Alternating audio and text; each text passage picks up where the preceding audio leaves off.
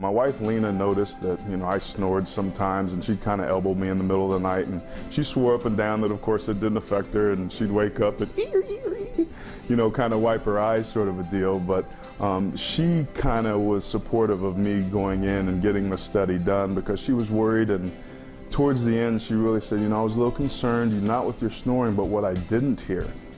I was stopping breathing, 12 to 18 times per hour, and I was tired all the time, and more tired than I felt I should be, and I always suspected that sleep apnea was something that I might have, and having a teammate in Reggie White, being afflicted with that, and his untimely passing, I think really woke a lot of people up around the country that this is something serious, and I think it erased some of the stigma from it and some of the judgment that people may have had, and it prompted me to be able to go and get the studies that I needed done to diagnose it, and that's when the fun started. I come from a culture where there's no crying in football. You don't talk about your feelings and say, hey coach, I'm really sad that we lost the game today. Can we talk about that? So to be able to be diagnosed with something and have to wear a mask and carry something on the road with you, and have to set that up on the hotel room and answer the questions when guests or friends came over about what is this thing sitting on the side of your bed? Yeah, there were some questions about it. But I always think back to my former teammate in Reggie White and what he went through, and I think if it hadn't been for Reggie and what happened to him, he basically gave me permission to be able to wear that mask and not have shame about it, because it wasn't whether or not I could afford to be ridiculed for wearing this thing, it's could I afford not to. Sleep apnea is something we need to be proactive about versus reactive, and it's something that is not easy. Now, I wish I had known how difficult it was going to be on the front end and maybe had somebody to coach me through it or help me along the way, because it was a struggle and I really felt like I was alone at times. But again, if for the guy out there that's struggling with it like I was, stick with it.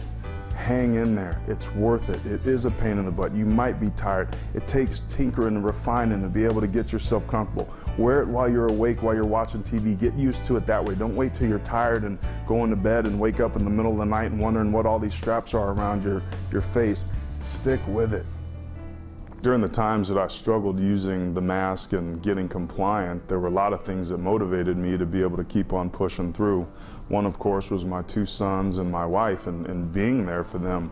I've got a history of heart disease in my family, of diabetes in my family, so I was predisposed to these things before, and the fact that I'm also sleep apneic, I'm guaranteed a cardiac incident of some sort by default before I even was diagnosed with sleep apnea. So you throw that on the top, there are some real serious life and death ramifications of whether or not I would use this. So for me, fear was a huge motivator. And I'll never forget, there was a time that my son wanted to go play, and he came up and was sitting on the couch, and I just was too tired, and he wanted to go outside, and he seemed like he was a little bit sad and kind of, in his little kid way went outside and played. But I'll never forget thinking at that moment, I've got to do something about this, man. I got to get my energy level up. And that was another thing that helped me to push through, was not just for myself, but there's others that are counting on me as well. And I got a pretty good life. I want to live it.